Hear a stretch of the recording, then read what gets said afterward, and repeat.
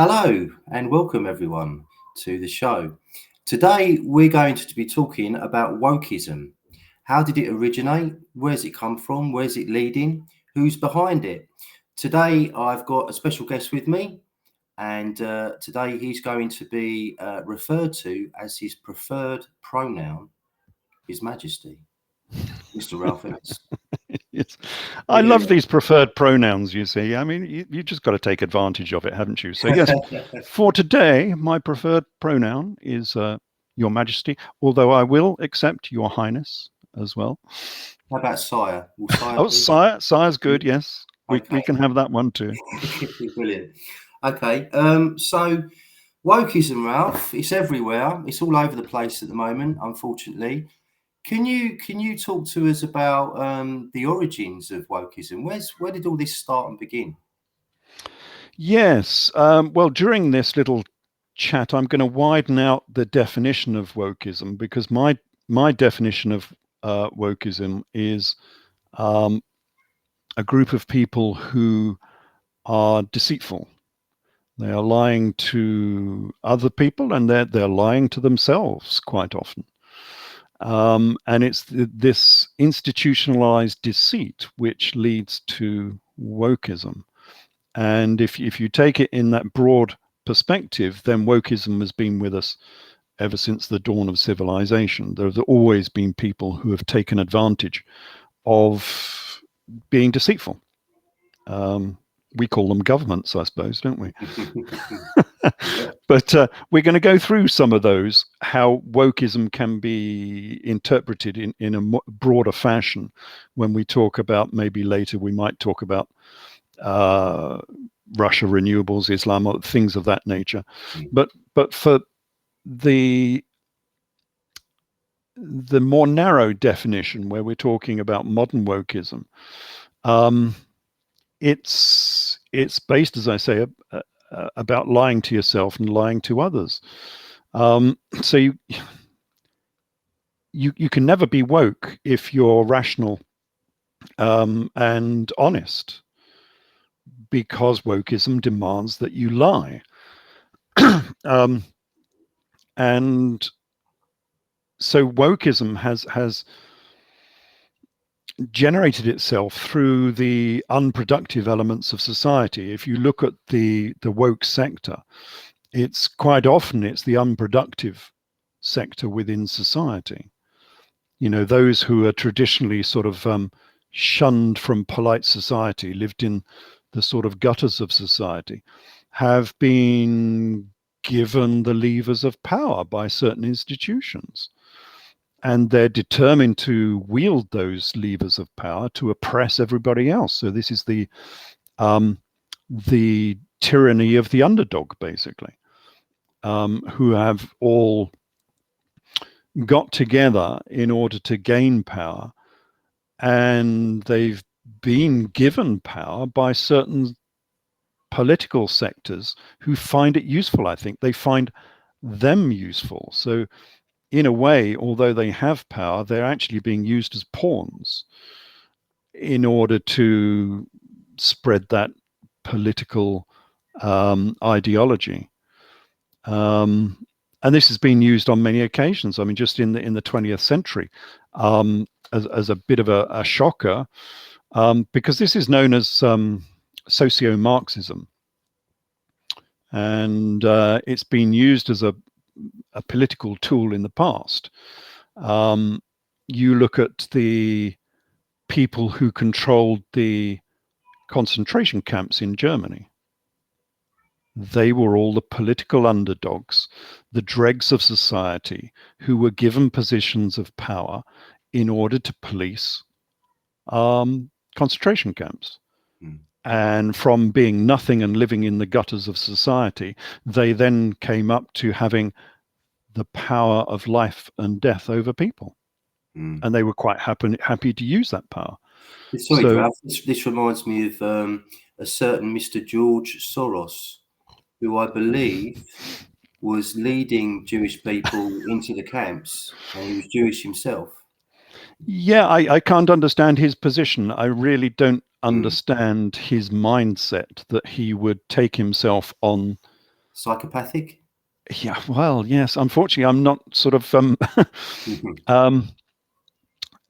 not very well up on that sort of side, so I can't really say what it would be. But it does seem very odd that you would be a part of that Yeah. terrible time and then operate in the fashion that he does. And Mm. I can't say I know enough about it to actually tell too much about that particular story, Well, but it does seem ironically, very weird. it's his billions of dollars that are funding movements Oh like yes, BLM, and yes. and you know, so he's a very interesting character. Yeah, is a very strange life to have had and led.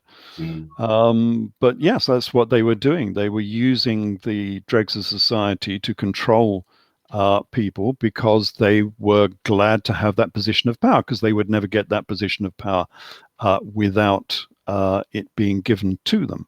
mm, And who gives them this power for the woke to wield the power that they have over the rest of us?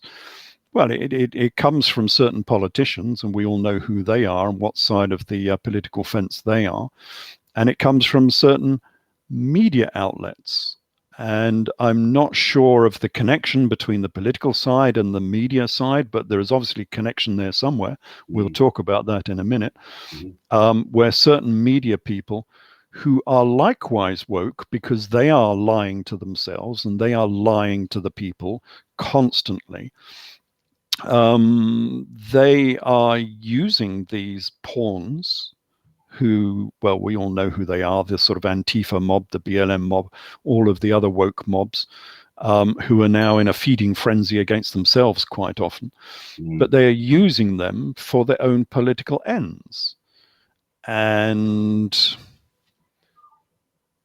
their political ends are rather moot, really. It's difficult to say exactly what they're pushing for. This is not simple. Well, there is Marxism. We'll probably talk about that. You can introduce that as well. mm, But there are other elements other than Marxism that they're all sort of pushing towards, which seems a bit odd. mm, Um, so yeah, there is a Marxist element. There's a communist stroke Marxist element within this society. mm, But I'm not sure why they want to be pushing in that direction when Marxism has singularly performed so badly over the last, century, 2 centuries. mm, It's turned out to be the worst um, political and economic system that a nation can possibly have, and that's been demonstrated on numerous occasions across the 20th century. mm. And so, why you would want to be pushing back towards that political economic system, I really don't know. Do you have any thoughts on that as to why anyone would want to? Well, this goes back to our conversation off camera where we were talking about the difference between woke and awake, I think. So the awake people believe that there is a hidden hand, something that steers government. And the way, when I look at all this wokeism and all these so-called cultural movements, to me, it reminds me of out of chaos order. And it's like a divide and conquer mechanism because, and I also think that the wokeism thing is going to burn itself out eventually. At least I hope so. I heard somebody recently, I can't remember where it was, say that, or made a claim that men can get pregnant. Yes. So I googled it. The first thing I did was surely not, but yes, sure enough, Google says that men can get pregnant. So I do think and hope that this whole movement is going to burn itself out because the average man in the street or woman in the street, whatever, is going to see it surely for what it is, which is a load of old rubbish. Yeah, it's Just worth like woke. watching the new film that came out recently, which is entitled "What Is a Woman."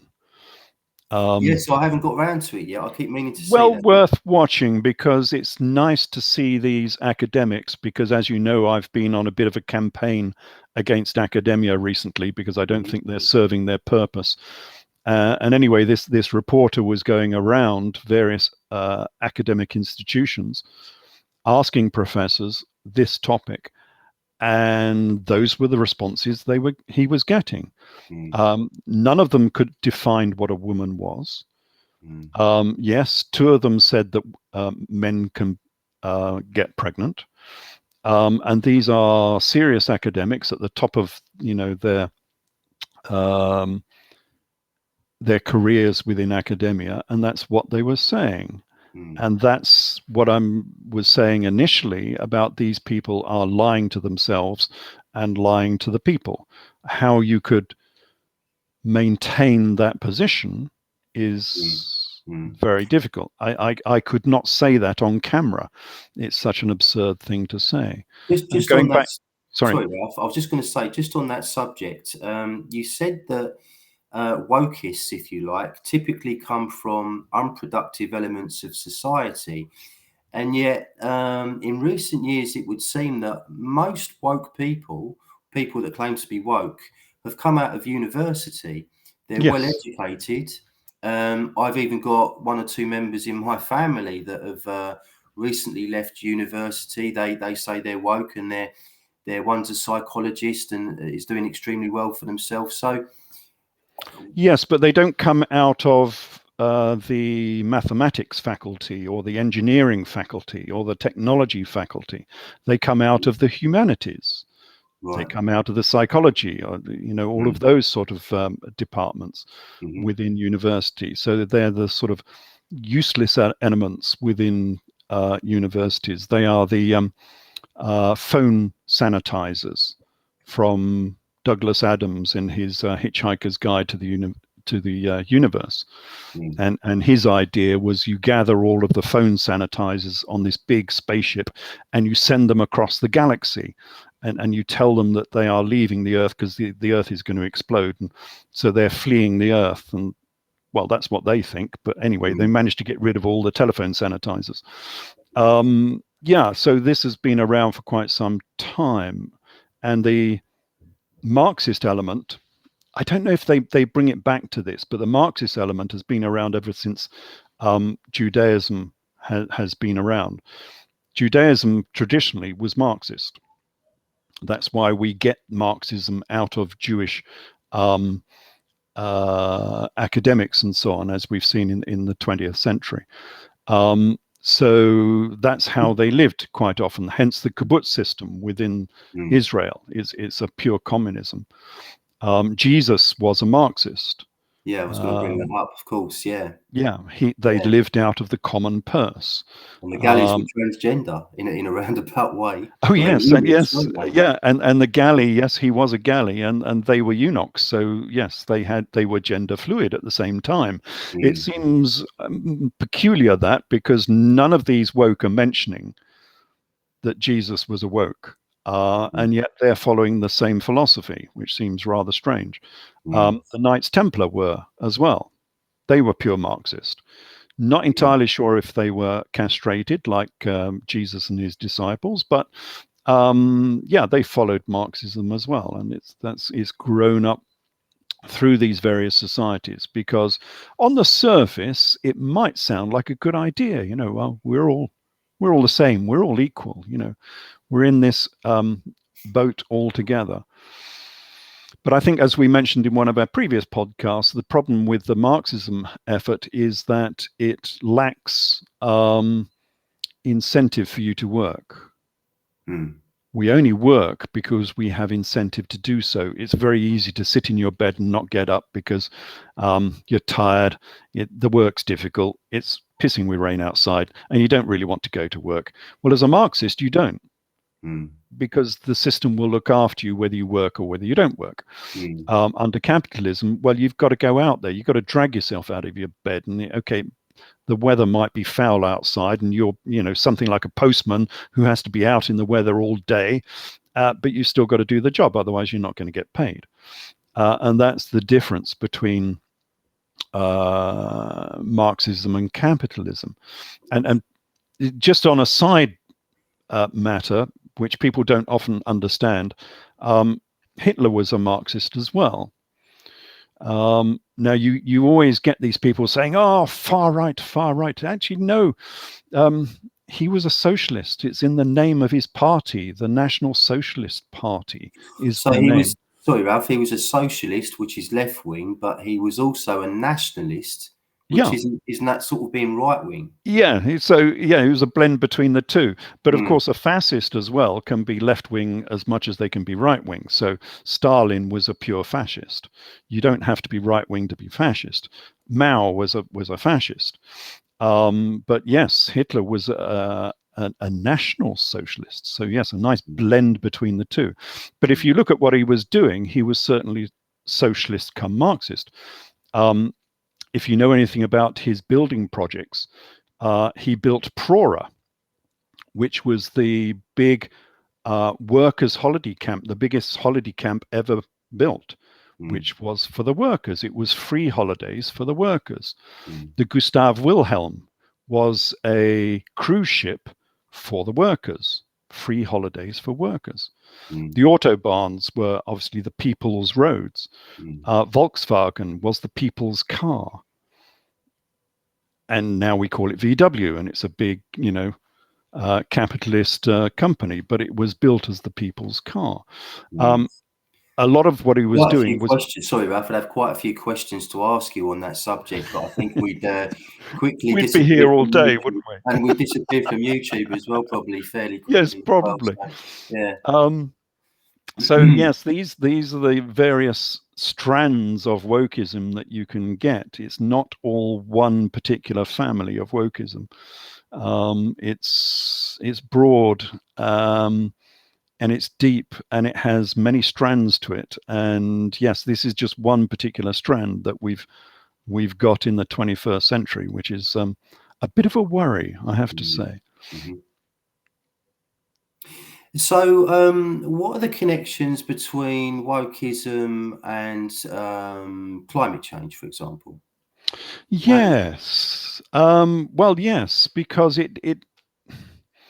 it's part of the same institution. So we know as wokeism as mainly being this, um, focus on sexuality and things of that nature. But it reared its head long before that with the renewables. Mm, And it's part of the same sort of system where people are lying to themselves and to others to achieve an agenda. mm, And likewise, using pawns to do their bidding. Because although you could consider the climate and renewables to be some sort of conspiracy, people are not paid to join that conspiracy, to support climate change and all of, global warming, everything else. People are not paid to do that. They jump willingly upon this bandwagon mm, because it looks appealing. But it's nevertheless, it's still a woke fantasy because it's lying to themselves and lying to the people in general, and lying by scientists who ought to know better, really, as well as the media. So I was just going to show some of the lies that they're telling us before we start on this, mm-hmm, because we've been hearing about this business for years now, for decades, and we all know that everything is getting worse. The world is warming, the weather's getting worse. The climate is, what do they call it? Climate disruption.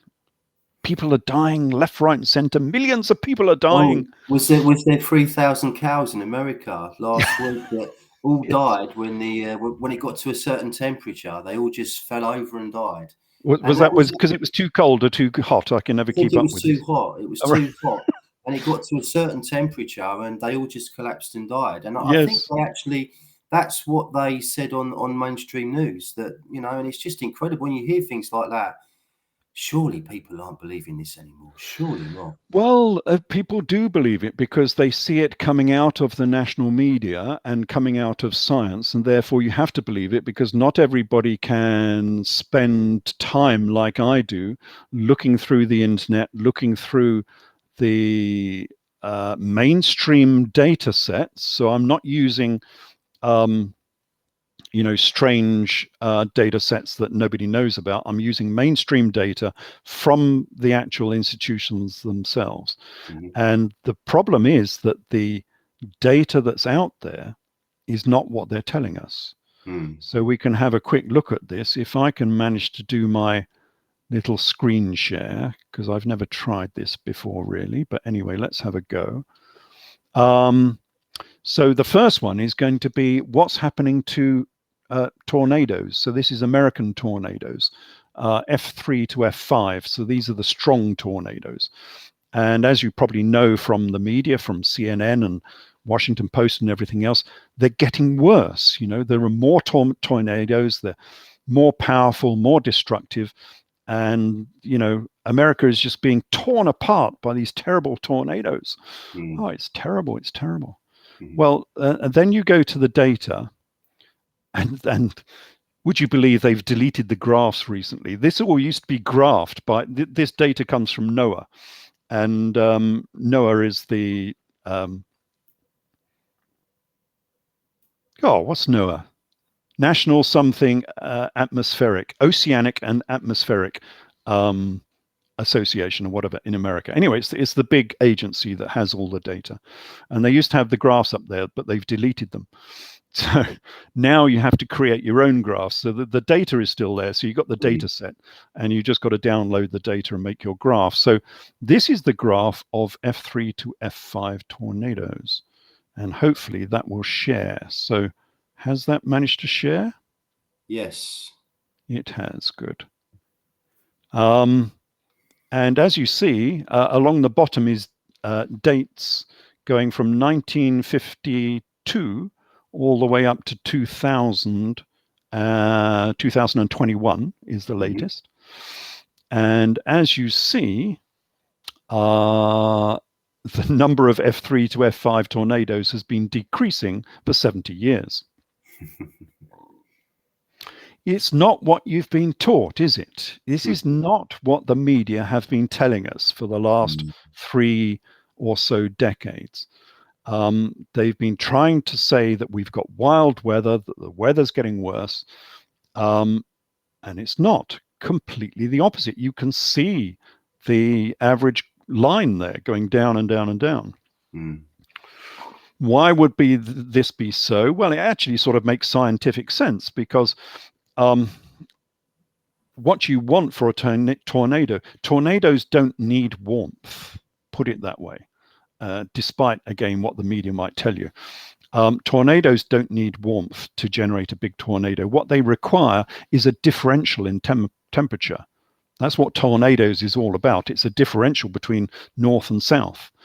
And so if the north happens to be warming a little bit, which it will have done a little bit, then you have less of a temperature gradient, and therefore the strength of the tornadoes is going to reduce. But that's not what they're telling us. And I wish they would just tell us the truth, because otherwise what we have is a sort of a woke conspiracy. And how can you make up your own mind about what's going on if you're not being told the truth? The next one, and let's see if I can flick this across. Now, did that change? It did change, yeah. Good. Okay, so this is cyclones. This is tropical cyclones, hurricanes, and cyclones in the tropics. And this is the total energy of cyclones. And again, same problem. We've been told that hurricanes and typhoons are getting worse. And this is the total energy of tropical cyclones. So again, at the bottom, we've got dates going from 1970. It starts in 1970 because this is when we had the first satellite records. This was the first time we could really catch every single hurricane and typhoon when the satellite record started. And at the bottom, I think we have, let me have a quick look at the key on the top of it.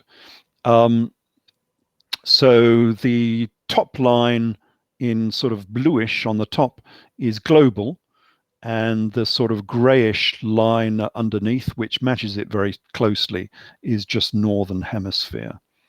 There are not so many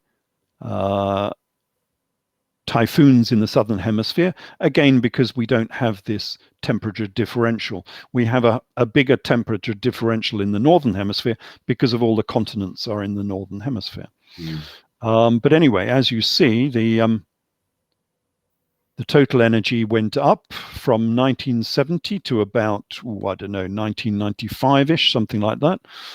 And then it's been sort of steadily decreasing since then. So despite what the media has been telling you, the dear old woke media, trying to scare the wits out of you, the strength, total energy of typhoons and hurricanes has been decreasing. And we can have a look at the actual number here. So if we have a look at this one, this is very much the same sort of graph. This is numbers, so not energy, but numbers of. Again, on this one, we start in 1980 on the left-hand side, going up to 2022. So this is the latest data. And this data is from Dr. Ryan Mao, who's he's in Hawaii, I think, and he tracks all of the data for typhoons. The previous graph we looked at was from NOAA, of course. This one is from Ryan Mao. And the top line on this one is, let's have a look at this. What's the top one? Is all hurricanes, so no matter what size. And the bottom one is major hurricanes. And pretty much flat, not a lot of change. All hurricanes is going down slightly. You might say that strong hurricanes is going up very slightly, but not particularly anything dramatic. No big change in the numbers. In fact, in the last 5 years, it's below the level in 1980s. It's reduced slightly. So again, nothing particularly to worry about. But of course, they want you to worry because this is part of the establishment dream, I suppose, to keep you all in a state of fear. Well, yes, because it's a lot easier to manipulate people when they're in a state of fear, isn't it? It is. It is indeed. And it's much easier to tax you as well. You're being taxed because of this.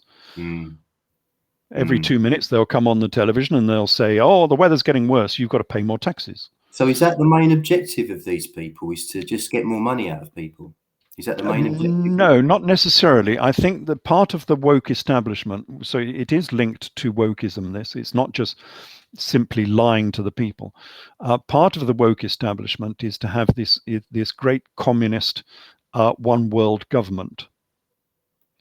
And you can never get a one world government unless you have one world problems. So you need to have as many one world problems in order to justify having a one world government. They're known as the one worlders, and they're all Marxists as well, of course. And they've been using the climate, they've been using COVID and things of this nature to try and push for a one world government. We're all one big society. And some people might agree with that. They might say, why have all these separate little nations? We'd be much better off with a one world government. But the problem is with a one world government is, how are you going to stop a one world Hitler or a one world Pol Pot or a one world Stalin from taking over the one world government? Very difficult if you have no opposition, or even how about a one world Putin, who's now decided to declare war on various other parts of the world. How would you stop a one world Putin from getting power in a one world government? Well, at present, we have a diversity of nations, and so if a Putin goes mad and starts doing things, you hopefully get a body of opposition in other nations to oppose him. You could not do that in a one world government. So I'm not entirely sure that it's a good idea to have such an institution in the first place, but there we go. Going back to climate very quickly, the next one we're going to look at is snow extent, because, as you know, I mean, we were told this from the highest level at the, not the UAH, the University of East Anglia has a big climate department. The CRU, I think they call it, the Climate Research Unit. It's one of the biggest in the world. It's one of the establishment climate data sites, as well as being a university site. And they confidently said, it was Dr. David Viner, I think he said in 2001, he said that our children would not know what snow is because of global warming. We would not have any more snow. Sorry, Ralph, sorry to interrupt. Did you see It's an Inconvenient Truth with Al Gore about Yes. 20 years ago? I'm sure in that film he said that there would be no more snow on the North Pole by about 2020 or 25. Oh yes, like that. oh yes. That's been predicted about every 5 years for the last 25 years. Yeah. They keep saying, oh, by 2005. Well, no, maybe by 2010. Well, maybe by 2015.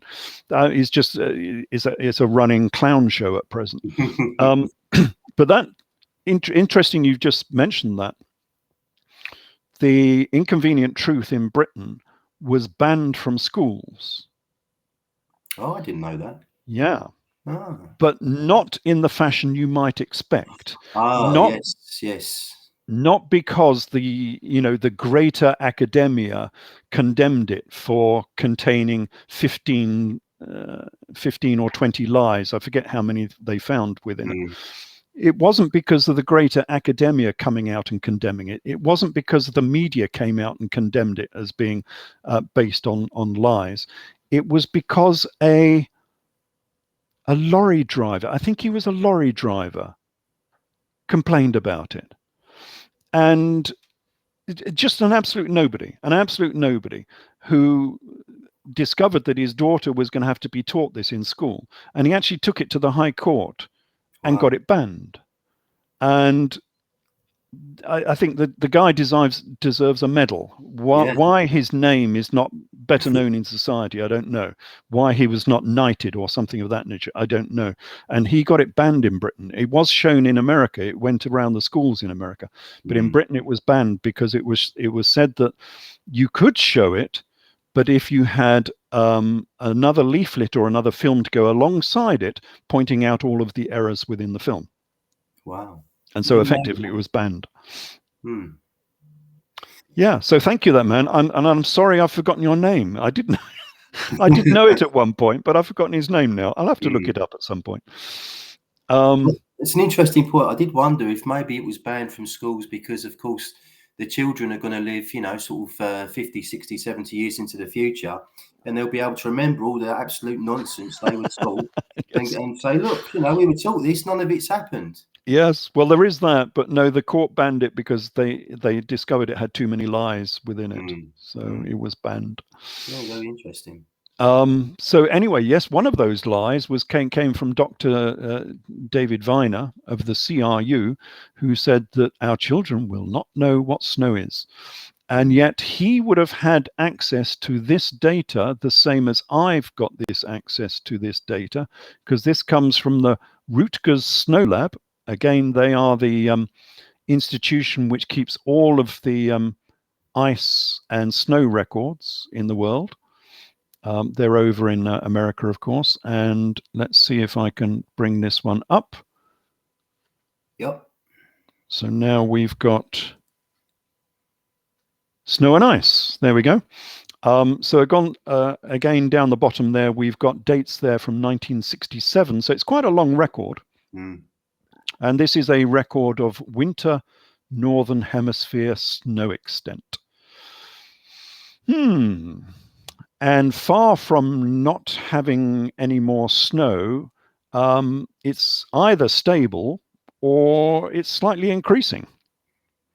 So there has been no reduction in snow in the Northern Hemisphere. That's interesting. I mean, you're slightly older than me, but looking back, when I look back at my childhood, I seem to remember there being more snowy winters than we get now, but that might just be a trick of memory. I don't know. I think it's a trick of Britain's maritime weather system. So we're a particular unique case within the Northern Hemisphere where we get all of our weather from the Atlantic. Mm-hmm. And if we get a load of Atlantic lows, as we did even just last year, then we will have no snow, and it'll be relatively damp and warm during the winter. We don't get the continental weather, and most of the Northern Hemisphere is continental. It's the whole of Asia, and it's the whole of North America and Canada. And that's where the major snows are. We don't have the major snows in our part of the world. So we are a bit of a unique case. But across the rest of Asia and everywhere else, snow has been increasing, despite the slight increase in temperature. And I will have to agree there has been a slight increase in temperature, but we're going to talk about that in a minute. Not a terribly significant increase, but we have had some. And of course, that may well generate more snow, of course. So I don't know what they were talking about in the first place. Because if you have a slightly warmer environment, you will get slightly more evaporation from the oceans in the Northern Hemisphere. And it will always get cold across Asia and Canada, whatever happens during the winter. And so it will snow. And if you've got slightly more moisture in the atmosphere, you'll get more snow. And hence we have not seen a very big decrease in snow at all over the last, when's this, from 1970, call it. So it's over 50 years. We've not seen a reduction in snow. And this one we're going to look at is polar bears. Oh, the wonderful polar bear population. This was the very start of the climate movement, was based on polar bears. This was the big scare story, that any warming was going to decimate the polar bear populations, and they were going to go extinct. And you can't have that. They're cuddly polar bears. Well, except if you actually come across one up in the Arctic. Then he'll have your head off, but never mind. And here's the polar bear populations. And oh dear, they've been increasing. Yeah. Now, again, this is not too surprising. So why they were going to say that polar bears were in trouble, I don't know. Part of the reason was because they banned hunting in 1960 something. And so obviously polar bear numbers were going to increase. Secondly, we know that polar bears can cope with the warm because during the Holocene maximum, which was only, call it 10,000 years ago to 6,000 years ago, so not a very long time ago in terms of polar bear populations, it was 2 degrees warmer than now in the northern latitudes. 2 degrees centigrade, not Fahrenheit, 2 degrees centigrade. And polar bear populations survived, quite obviously. And that was much warmer than it is now. And people sometimes will dispute this, but if you look on, what do they say? It's either called the Holocene maximum, or it's called the African fluvial era, because the Sahara Desert turned green at the same time. It was fertile and full of rivers across the Sahara Desert. And we know it was warmer then at that time because the northern taiga forest over in Asia, in northern Russia, was 200 kilometers further north than it is now. And that was purely due to temperatures. It was so much warmer that the forests could live 200 kilometers further north. So we know it was warmer at that time. And the polar bear population did not die out. So why do we have these woke liars deceiving themselves and deceiving us by saying that the polar bear populations will die out when they lived through temperatures that are much warmer than now? It's pure propaganda, basically. The next one we're going to look at is Just on that point, Ralph, sorry. yep. I think I heard a rumour, I read something about 5 or 10 years ago that the polar bear numbers were increasing. And so some elites had been given permission basically to go to the North Pole and hunt them to try and get the numbers down. I don't know if Yeah, you've heard. because they can be a bit of a nuisance, of course. I mean, they are predators, and if you're living up in the north, in northern Russia and so on, yeah, they can be a problem, of course, if they are not controlled and possibly culled if you've got so many of them. Yeah. Same with any population if it gets out of control. And especially if it starts preying on you, of course. not so bad if it just eats berries, but unfortunately they don't. This one is the other great crisis that we have that they're all talking about. This is sea ice extent. And so what have we got here? We've got Northern Hemisphere in blue. This goes back to 1980. So we've got a record here of 40 years, for 44 years. Why? Again, because it's the start of the satellite era. So you could only track the sea ice extent properly after satellites were invented. So we go from 1980 on the left side. The blue line is Northern Hemisphere, and it goes down, as you can see, and this is what they've been saying for ages, is that, the ice is all going to disappear. There's going to be no sea ice in the Northern Hemisphere. Yeah, because of warming.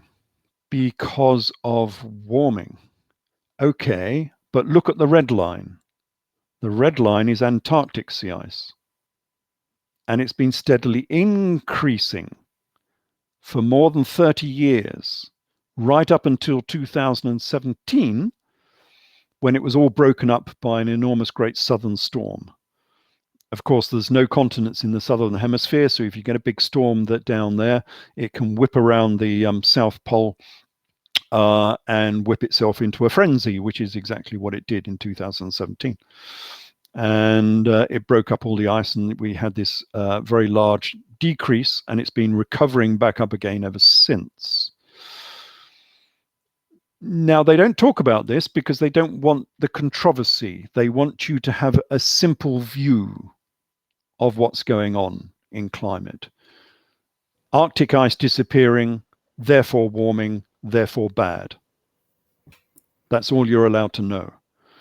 But if we look at the data, and this data comes from where does it come from? NSIDC, I'll get it right in a minute, which is the National Snow and Ice Data Center in America. So this is the official graphs for ice extent. Why do we get the crossover? They don't want you to debate that. Why is sea ice increasing in the southern hemisphere?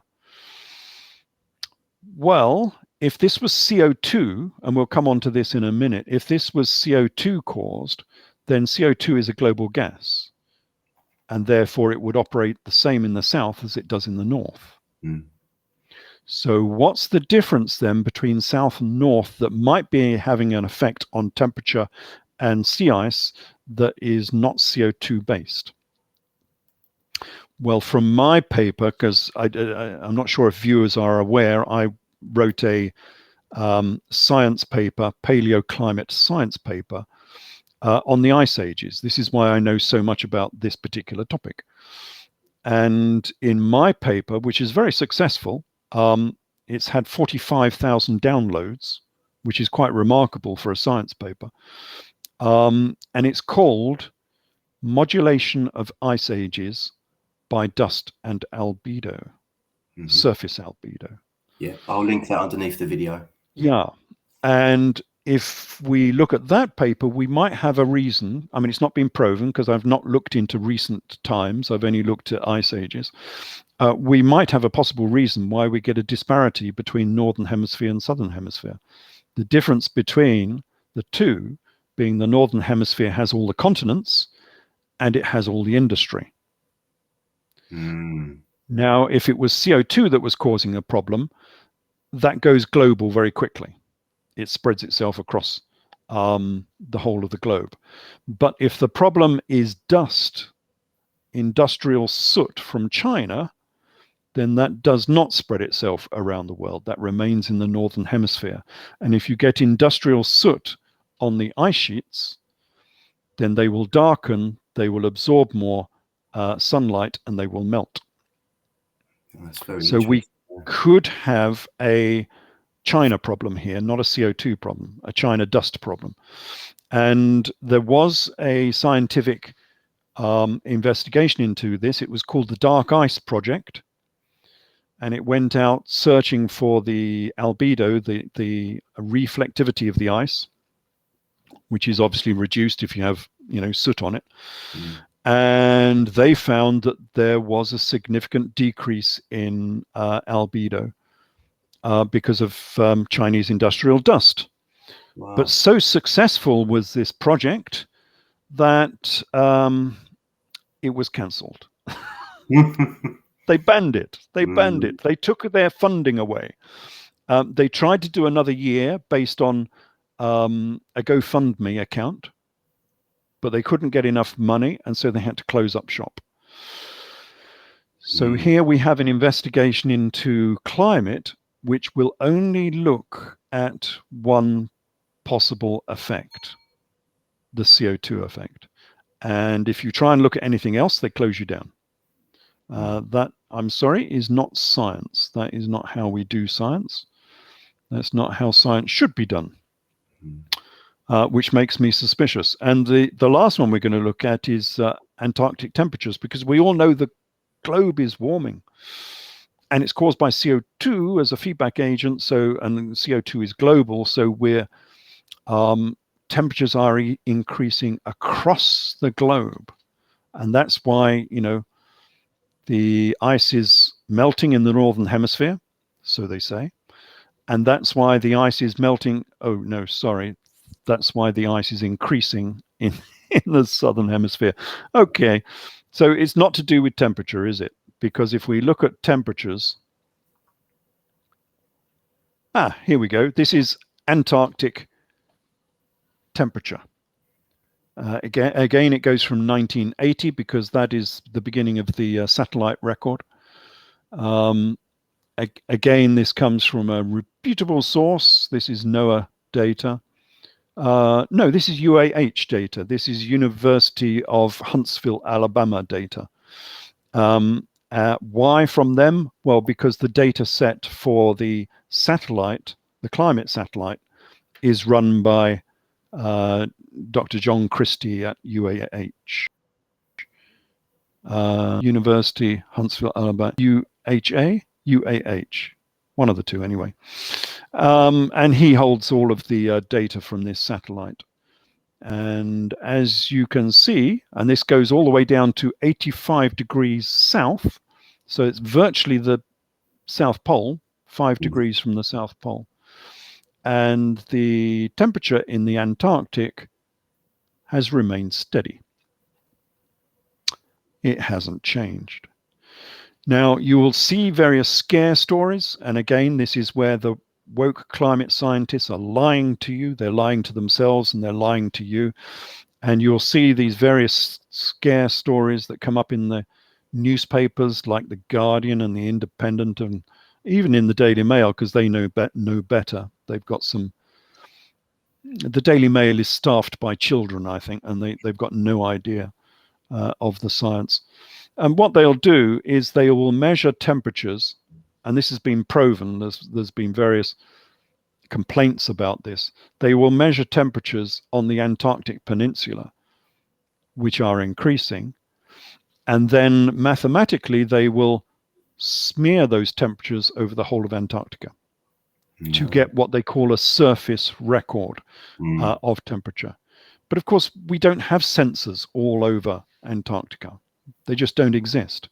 And so they smear this temperature rise from the Antarctic Peninsula across the whole of Antarctica and say, Antarctica is warming. No, sorry, it's not. If you actually get a satellite over the top of it and have a look, as you can see from this record, temperatures have remained steady. So, yes, that is my little expose of the lies of climate science. And let me just knock that off somehow. No. Hold on. There we go. There we go, done it. Now I'm back again. Yeah, Okay, so they're very, very interesting, Ralph. Very interesting. How long do you think they can keep this up for? I mean, they're having to fudge so much data. How long can it go on for before they get rumbled? yeah, it does make you wonder. But Yeah. they've kept it going for quite some time, much longer than I expected, because there is one truism in climate science, and that is that every prediction they have ever made has been incorrect. Mm. And yet they still make these predictions, and they're still in the newspapers, and yet still people will believe them, even though every prediction has been incorrect. I mean, the Arctic ice, for instance, has been forecast to disappear almost every year for the last 25 years. And of course, it's still there. And yeah, they get away with it somehow. They get away follow with the it. science, aren't we? We're Yeah. told to follow the science. And yet the science is untrustworthy. And doubly untrustworthy because, well, we've got some other points here on this. I talked about John Christie. He's the chief scientist for Alabama who runs the climate satellite. And he has a method of measuring the fundamental greenhouse effect. So we have all these reports from surface temperatures, and they say the Earth is warming. Yeah, but that's a secondary effect. Surface warming is a secondary effect. The actual greenhouse warming occurs in the tropical tropospheric temperatures. So above the tropics, at about 35,000 foot, where the aircraft normally fly, that is where greenhouse warming takes place. Right. It doesn't take place on the surface. Greenhouse warming is dependent upon warmth from the ground being, as it were, reflected back from the troposphere, from the 35,000 foot point. And it's that reflected, as it were, energy, heat coming back down to the surface, which warms the surface. So surface warming is a secondary effect. The primary effect, if you can measure it, is the tropical tropospheric temperatures. And that's what John Christie measures with his UAH satellite.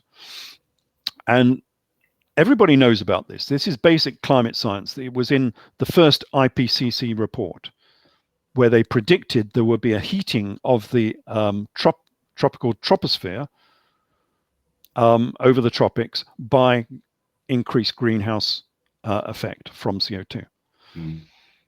That's never been discovered. So the very foundation of greenhouse warming has never been discovered to the extent that they said it would. So John Christie, when he measures it, when he does that by satellite, although it's backed up by balloons as well, they have these radio sondes that go up on balloons and track the temperatures just to check what he's measuring in his satellite is correct. And he estimates that the greenhouse warming that is there in the tropical troposphere is only 1.1 degrees for a doubling of CO2. That is a quarter of the amount given by even the normal IPCC estimates for surface warming. Right.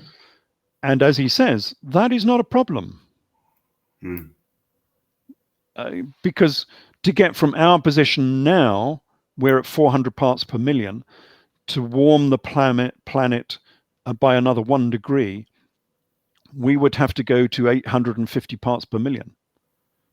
We're not going to get there. We're not going to get there for decades, for centuries. And so from his estimates and calculations, global warming via greenhouse gases is not actually a problem. Now, he is a lead scientist for the IPCC, and he's the lead scientist on tropical tropospheric temperatures, and they deleted his report and put it into the appendix because it disagreed with the rest of the IPCC report. But of course, no one else is really studying tropospheric temperatures. Most people just measure surface temperatures, but of course they can be affected by many other things. Your surface record can be affected by oceanic cycles, which are a big part of it. Surface albedo, ice sheet albedo, which is what I did in my paper.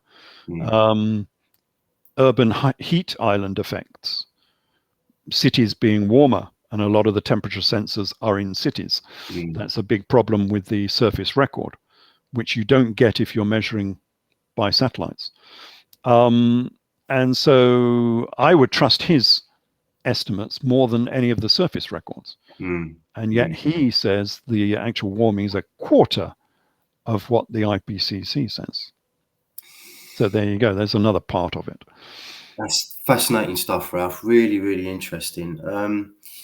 I haven't got your scientific mind, but when somebody says to me, we've got this really bad problem, all we need is your money to solve it.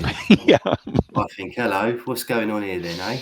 Especially something as complex as the climate. Oh, Exactly. yes, we can fix that with increased taxes. We'll fix that. Yeah, no problem at all. Exactly. So just to clarify, before we move on, could you clarify how all of that ties in to Wokism?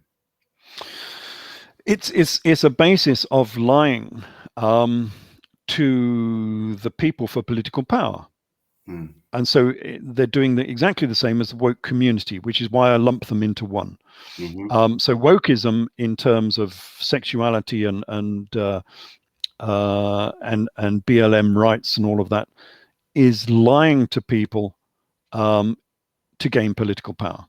And the climate scientists are doing exactly the same. The whole climate community is doing exactly the same. They are lying to people in order to gain finance, because it's very lucrative. You know, climate has now become one of the biggest industries in the whole world, and political power that goes with it. And so they're using exactly the same techniques as the woke. So I class them as being woke because they are woke anyway. They're not using logic. They're not using science. This is totally the opposite of, and perhaps one reason why I hate it. It's the opposite of the Renaissance and the Age of Reason. You know, the Enlightenment. The whole point of the Enlightenment was to get rid of the, as it were, wokeism of the Catholic Church, which was again lying to the people, lying to themselves about the ideology that they followed, the Catholic Church, and replacing that with rationality and reason. We call it science. That was the whole point of the Enlightenment, that you would become illuminated, enlightened. You would become one of the Illuminati, because that was based on rationality and reason. And they are undermining everything to do with the Enlightenment by subverting science, by subverting society with nothing but lies and deceit. And I don't like that. It's a very slippery slope to go down, that you're no longer to believe in science, even though you believe the science, as you said just now, believe the science, but the science is corrupted. And everything that goes along with it. And politicized as well, isn't it? And politicized completely. And yes, you get that with green electricity, just to diverge one little bit further in this. I don't know if you've noticed, if you've gone to electrical suppliers and clicked on the number of suppliers you can get, and they're all advertising green electricity. I don't know if you've seen that. And that's not just Britain, that's across the whole of Europe, because I've looked into this across the whole of Europe. And everyone is advertising green electricity. How is that possible? It's not, is it? We don't have enough renewable electricity in the UK to actually do that. Yeah. So how's it being done? It's lies and deceit. What happens is if you're a green supplier, so you're a wind farm and you've got lots of windmills, or windelects, I like to call them, because you're not a mill, you're not grinding corn. Anyway, you've got lots of these generators making wind power. You can sell that wind power as green wind power. But at the same time, the government will award you with ROCs, renewable obligation certificates. And you get one certificate for every megawatt hour of energy you produce. Okay, so now you get an ROC. You can now sell that ROC to an electricity supplier, and they can then say that they are green because they've just bought your ROC. But do you see what's just happened there? You can sell the electricity, but you can also sell the ROC certificate. You've just doubled the amount of green energy out of your system. It's a bloody mafia. It's a bloody mafia, isn't it? Worse than that. I'm glad you said that, because we've not discussed this. No. We've not discussed this offline. But guess where all the ROCs in Britain come from? You want to tell me? Italy. Oh my God. I didn't know that. That's incredible. No, and so I actually called them. I got into conversation with the guy who runs the ROCs for Britain. And I said to him, well, how... Okay, they're coming to us from Italy. How can you guarantee that the Italian ROCs are genuine ROCs? And he said, well, the Italian government sort of moderates it. Oh, yeah, what, the Italian government or the Italian mafia? Which one of the two? Yeah, exactly. And so every single green, well, not every single, because some of them buy it direct from the wind farms, and I can't remember there were 2 or 3 of these suppliers in the UK which buy real renewable electricity. So they're the good ones, and I can't remember their name. I'm sorry, I'll have to look it up later. But all of the other ones buy ROCs, and they all come from Italy. Now, hold on a minute. So they're selling Italian ROCs. What are they doing in Italy? So I went onto the Italian site and had a look at theirs. They're all selling green electricity as well. So where do all the Italian ones come from in Italy that are selling green electricity? I think the whole thing's a damn scam. Massively. Yeah. So, absolutely incredible. So talking about, lying to the people and lying to themselves, it's all part of the same thing. You really couldn't make it up. You couldn't. Well, and everybody jumps on this bandwagon. I had this with my previous employer.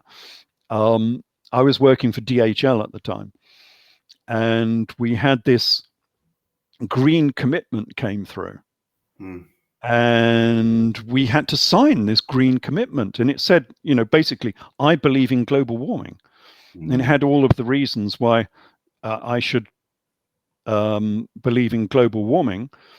And therefore, I had to reduce the energy output, of the company, or help do so. And we all had to sign it and send it back to the company that we agree with this.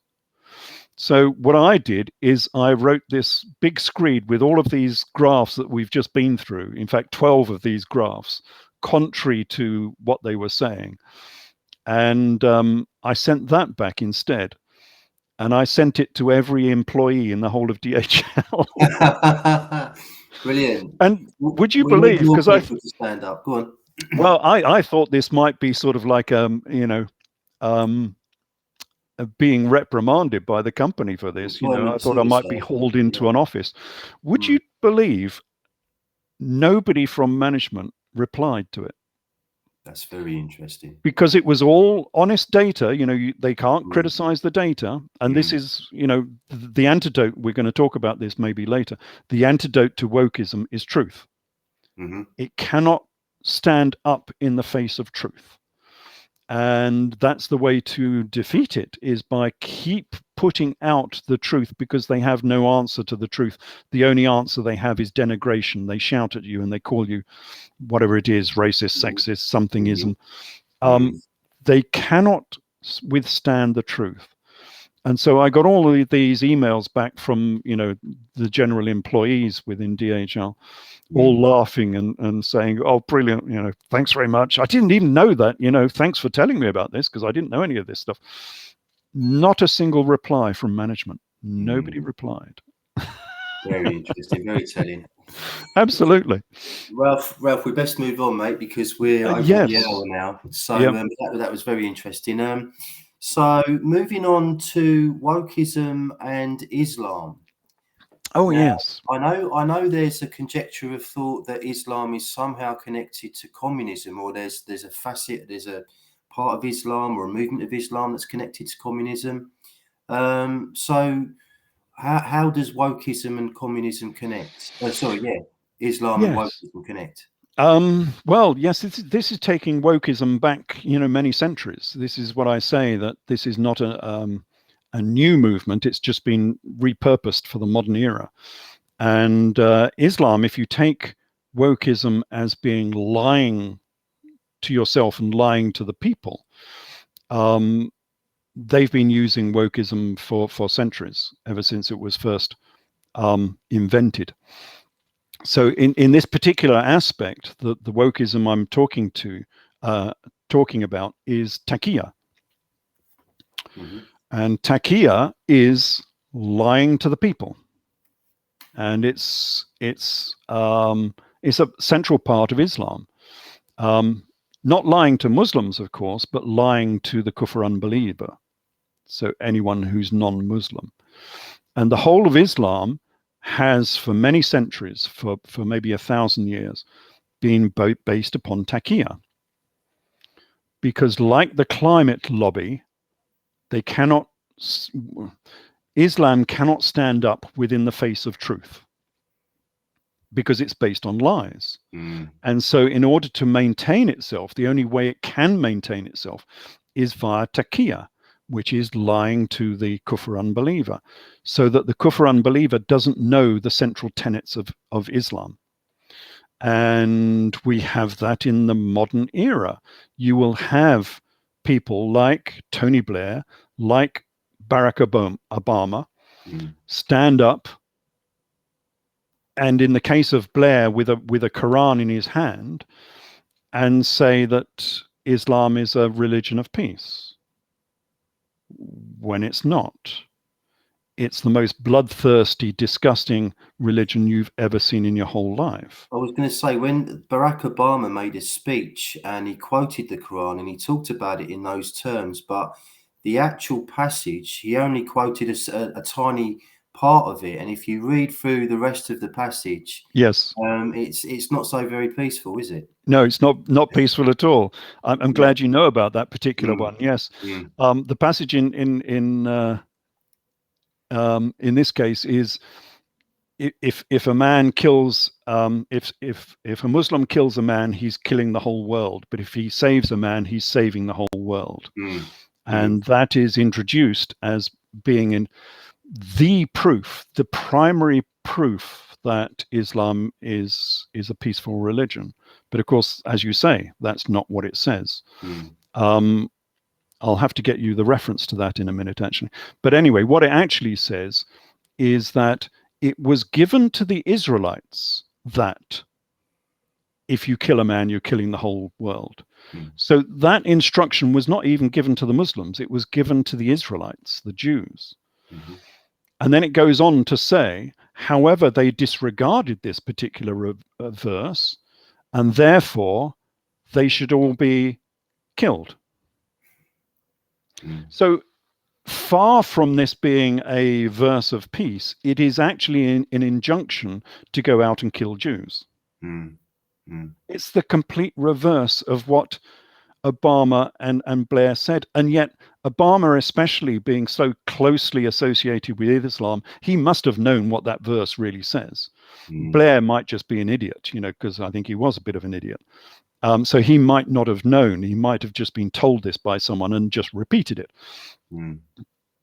But even so, he can't go around with a Quran in his hand and say it's a religion of peace, because you've only got to read one chapter in it to know it's not a religion of peace. Mm-hmm. I have a list actually sitting on my computer of 500 verses of hatred and injunctions to torture and murder, all from that one book. So, I mean, it's like one verse in 10, because it's not a very big book. It's like one verse in 10 is a verse of hate against, excuse me, against the kufr unbeliever, basically. So they will say this again, even now. They will say that, you know, during the golden age of Islam, these communities lived in harmony across the Near East, because you've got to remember that all of the Near East, all of Syria, Judea, Jordan, North Africa, Turkey, all of those lands were Christian lands. That was all the Byzantine Empire. It was all Christian. Most of Iraq and so on was all Christian. And it was taken over by Islam in the 8th century, roughly 7th, 8th century. And they will actually say that, you know, these communities lived in harmony during the golden age of Islam. They never did. They lived as dhimmis. And a dhimmi is a serf, not quite a slave, because you're not left in chains, but you are a serf, and you have limited rights. And those rights were given in the covenant of Dhimmitude. And they were quite onerous, some of those. This is the covenant of Dhimmitude from Omar. He's 7th century, one of the leaders of Islam. And just to give you, I'll just read out some of these. All white dogs and chickens must be killed.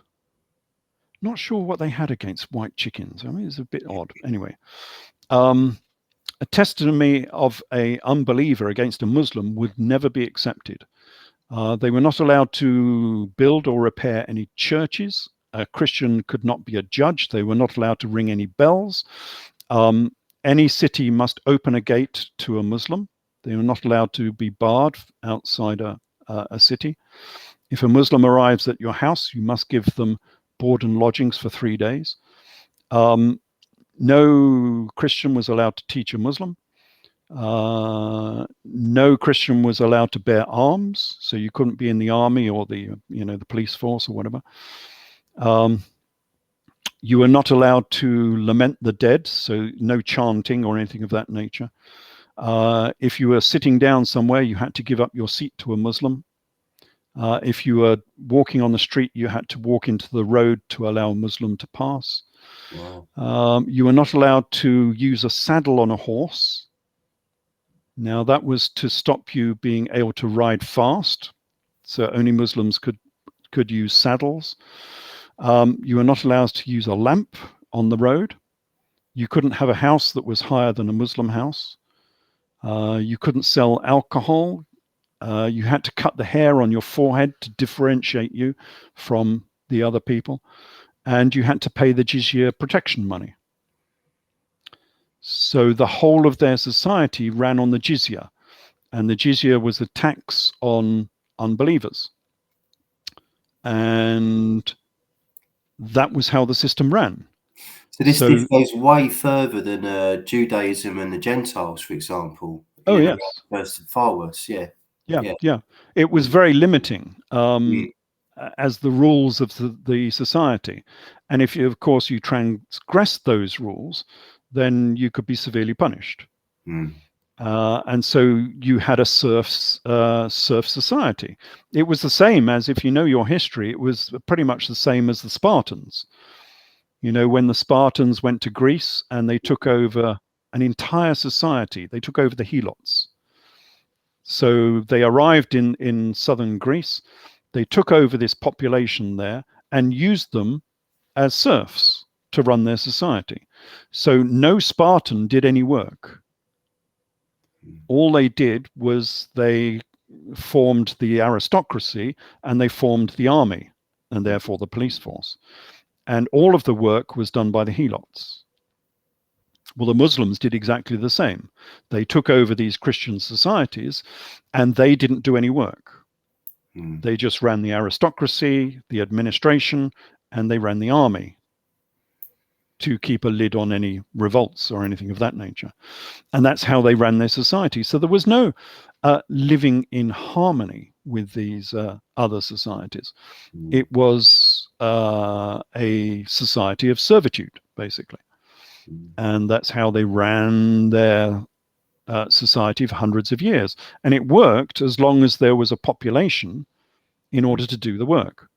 But the trouble was they were so harsh in the way that they enforced these laws that people either died out or moved out. And they left those lands. And suddenly Islam was left without a working population. And that's when Islam crashed and went into abject poverty. So how would that compare to what we're seeing today with wokeism? Are we going to see some sort of society where woke people become above everyone else in society? They are doing that already, aren't they? They, if you look at the likes of BLM, they are now taxing the general population with a jizya tax. What's it called? Inherent? No. Yeah. Eye. Yes, I know exactly what you mean. It's on the tip of my tongue. Yeah, they want reparations, and they want a tax from the people because of previous oppression. They want this tax on companies and on society. They want a jizya tax so they can live without working as a controlling authority on the rest of the population. They want to create another Islam, but an Islam based on race, based on skin color, where they don't have to work and they have all the power. And eventually, if they can have the political power, they can have the military power as well, because that's why they wanted to defund the police, because they wanted to get rid of all the police that was actually maintaining law and order and replace them with their own police force, which is exactly what Islam did when it went into Christian lands. So, yeah, it's exactly the same as the woke BLMs. They want Antifa to be their police force. Even though Antifa, quite bizarrely, is mostly made up of white people. But there we go. That's It is, yeah. And but I find that they're quite. They typically come from a middle class background. These people, it's quite. And they talk down to working class people and saying that we've got white privilege. Yes. It's just ridiculous. It's quite bizarre, isn't it? Yeah, certainly. Are there any other areas, Ralph, that we were going to cover with regards to wokeism? We've done Islam, climate. We've not talked about the pandemic, the recent pandemic. Oh, no, we haven't talked about COVID. I mean, that's a perfect example, isn't it? Dear old COVID, deception and lies.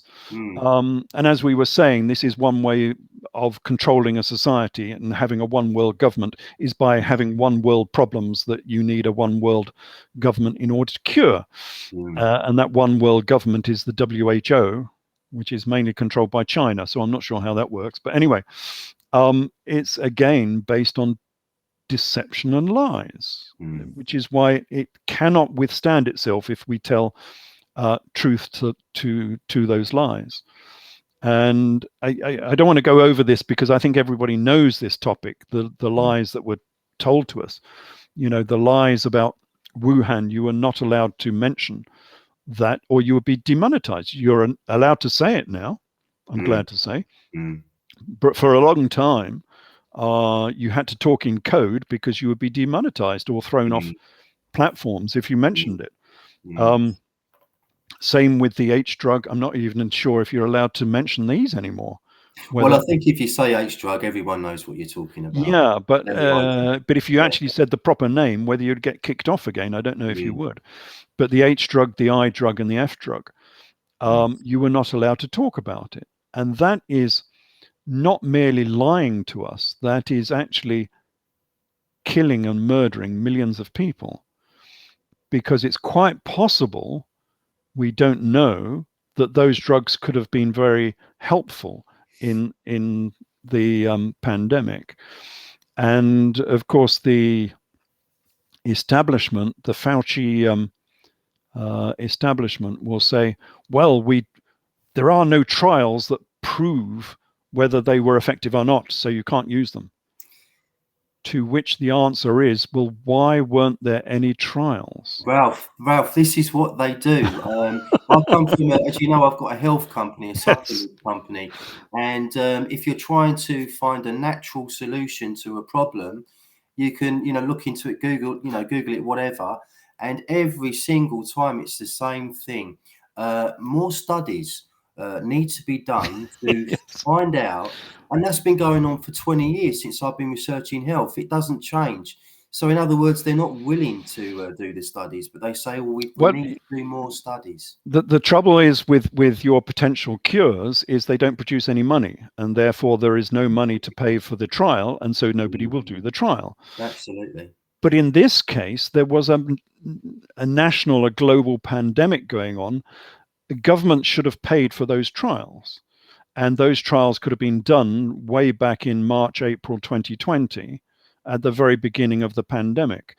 And they would have been very safe, because these are very safe drugs, been very cheap because they're very cheap drugs. They've been used in Africa for years, haven't they, as For decades. anti-parasitical drugs, aren't they? Over 4 billion doses of the eye drug have been given without any dire effects.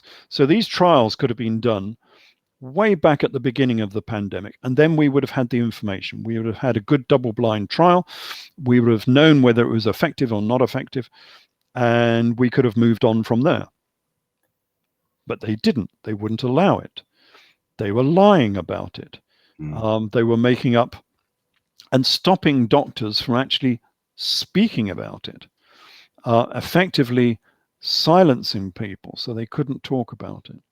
And that was unconscionable.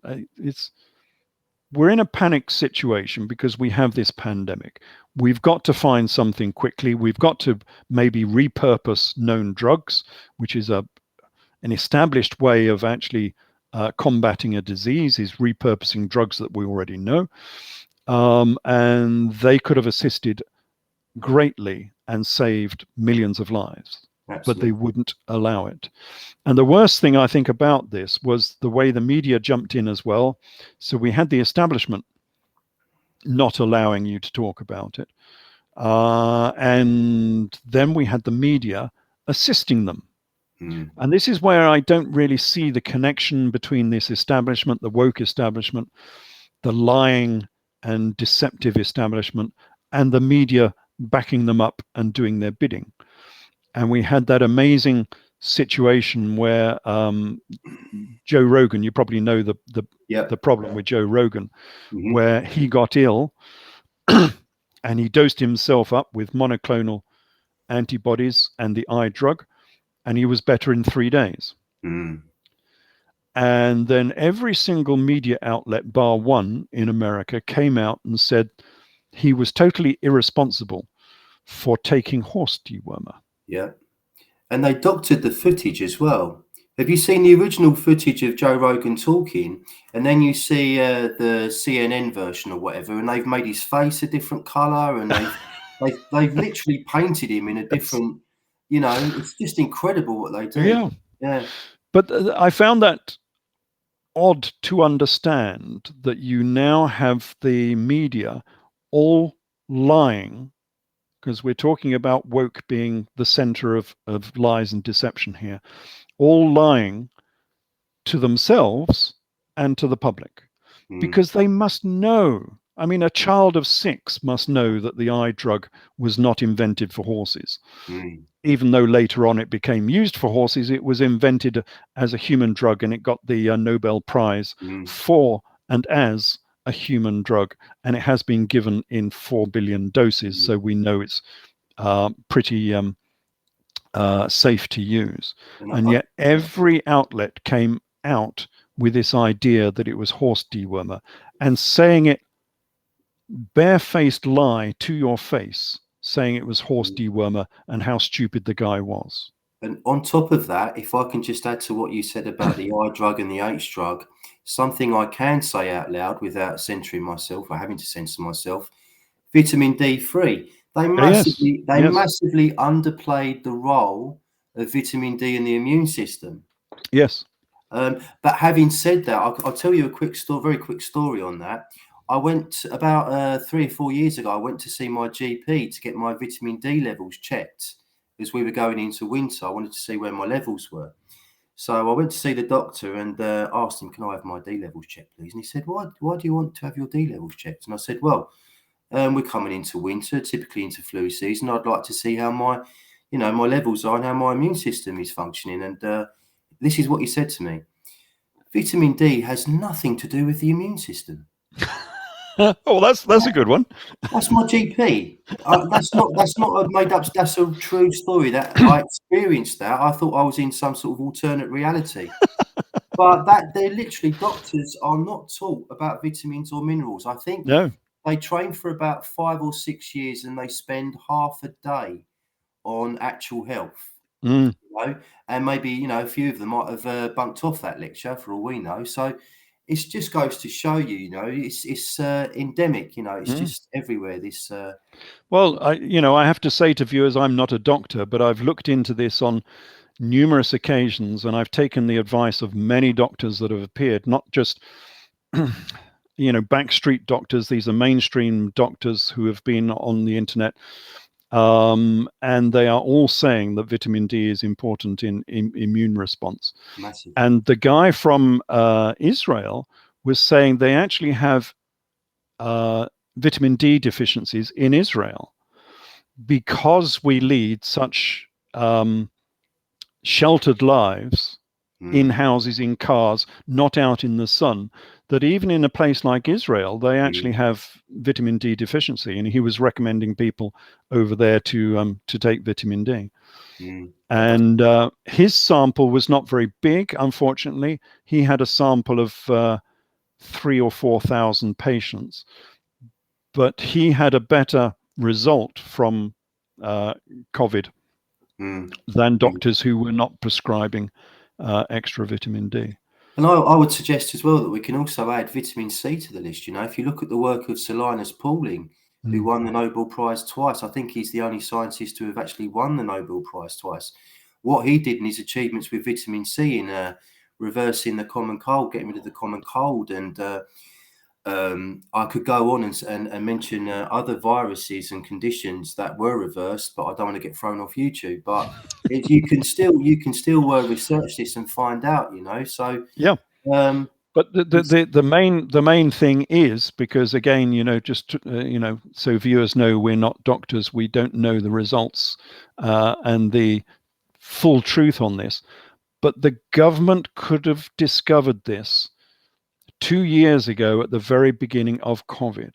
They could have had these investigations. They could have tried vitamin D, perhaps in different hospitals or different wings of hospitals. One trying vitamin D, one trying I drug, one trying H drug, and do proper double-blind trials. Why was that not done? That's the main thing. No matter what we think, no matter what a few doctors on the internet think, why were these trials not done? Really, it's almost criminal. It opens up so many questions, doesn't it? It does. It's almost criminal that they didn't do these trials, because those trials could have lessened the economic impact of COVID. We might not have needed lockdowns, perhaps, if we had found something that was, relatively good, and might have saved millions of lives at the same time. And yet those trials were not done. And really, that's criminal. Some of these politicians should be in jail for what they did during that time. Okay, Ralph, we're coming up to the hour and a half mark now. So how shall we round this up, do you think? We've covered a lot of ground now. It's been very, very interesting. And I certainly can see the broader aspects of wokeism, Before, I just was kind of thinking of political correctness and the social justice warriors and Antifa and BLM that we've mentioned, but this clearly goes back much further and goes into other aspects of our world as well. So it's been very, very interesting. How should we round this up, do you think? Well, I suppose the main thing is, what is the antidote to wokeism, to deceit and dishonesty, which evolves into these little cliques, these little groups, which can become very powerful groups, like the Catholic Church, for instance, based on a fundamental dishonesty. If anyone who's watched my other videos on Christianity will know. That they have used and abused this history to create the Catholic Church and then preserve that institution and all its powers based on lies and deceit. Like communism has done likewise. It's preserved its power by deceiving people. We were going to talk about Russia, but Russia has done exactly the same. During the communist era in Russia, the whole of that enterprise was based on lies and deceit, because everyone knew that the economics of communism were not working. But the way they perpetuated their power was based on lying and deceiving the public about how well the economic system was working. That's another hour of discussions on that. Yeah. And likewise with everything we've got at present, with BLM and the new sexuality movement, the wokists. Their power again is based on lies and deceit. And the way that we can counter that time and time again is always the same. It's telling the truth. None of and you'll find this when you discuss this with them on whatever of these topics you are discussing. And I've discussed many of these topics with wokeites, that they don't know anything. That's why I call them generally the uneducated, the underclass, because they don't actually know anything. And when you actually start to discuss these topics in depth, you will find that they have got no clue about what's going on. And the only way they can win an argument is by denigration. Well, they're just repeaters, aren't they? That's what they are, really. Most of them. I mean, I remember when Trump came into presidency, and all we heard was racist, sexist, but there was no, they had no proof of any of that at all. None Really, at all. not really. So, it's absolutely crazy. I was going to ask you actually about the CCP as well, and my gut tells me that there's something going on with the CCP and wokeism. But again, we could probably have another hour's discussion. we could go on for another hour. Yes. I think I'm going to round it up for today, Ralph. But we might do another show on this possibly, because you. Yes, if you get questions in from viewers, yes, why not? But the main point, coming to a confluence on this, is the way to defeat wokeism is by knowing your subject and telling the truth. And they cannot withstand the truth. Whatever you're talking about, whether it's climate or communism, Marxism, renewables, all of that sort of stuff, Islam, if you tell the truth, they have to shut up because they have no answer. And what they'll do is, as you just said, they'll call you an ism. You're a sexist or a racist, or you're a something, as a way of trying to shut you up. But that doesn't work anymore. I get called all sorts of isms or ists all the time, and it's water off a duck's back. Don't care whatsoever, because I know that's being said by someone who's illiterate, who's a nematode worm in terms of education. And so their words are meaningless. And so all you have to do is forget what they're saying, never be put off by, never apologize, never, ever apologize to a wokeite. It just emboldens them, and they'll come back with more in order to cancel you. So never apologize, just keep at it, ignore their denigration and their abuse, and just keep telling the truth. And you can win through. I've won so many arguments. I wish I could win these arguments in the national arena, because that would be even better. It would have a better effect. But I've won these arguments in the sort of local arena. But every small battle helps. It does. At the same time, I think we're living through an era of censorship, aren't we? So to have that battle on a national level is pretty much impossible, isn't it, at the moment? It is. Hopefully that will change. Thank you so much, Ralph, for today. Many shards of illumination as always. Thank you. Sorry, I should be calling you Your Majesty. I've forgotten about yes, of course. His Majesty. Yes. Apologise. I forgot about that. So did I, yes. So thanks everyone for watching. Please like, share and subscribe. I've been your host, Loretta. I'm off to go and get pregnant. Thanks for watching, everyone. Cheers. Bye.